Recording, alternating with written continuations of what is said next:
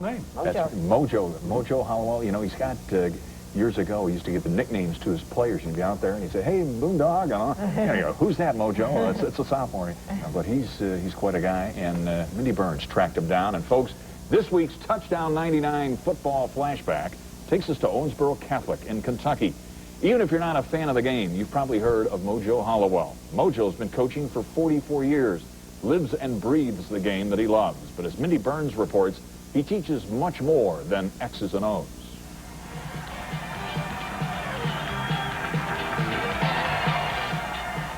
I don't know what's inside of everyone's head, but they know what I think is important. And what's important to Mojo Hollowell is obvious. He's one of the winningest high school football coaches in Kentucky history. He's taken a number of teams to the state championship game, and he's even been named Coach of the Year. Still, his pride and joy is the kids. The number one thing I want them to know is that Jesus Christ is for real, and that we're going to one place or the other. This spiritual soul gets his message across through a mutual love of the game.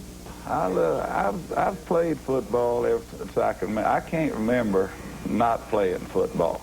Mojo graduated from Barrett High School, Henderson's only city school, in 1946. I made first string All-State for the Courier-Journal, and as a guard, and I was the smallest guy on the team, and I felt good about that. From there, he played for the University of Louisville. His job? To protect Johnny Unitas.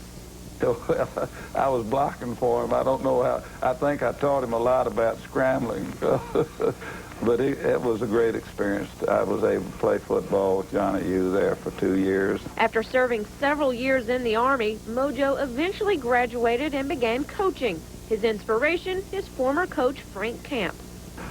He died a few years ago, and I know I told his wife, said, anything I've done that's worthwhile, he's partially responsible for it. And I said, anything that I've done bad, he's not responsible for any of that stuff.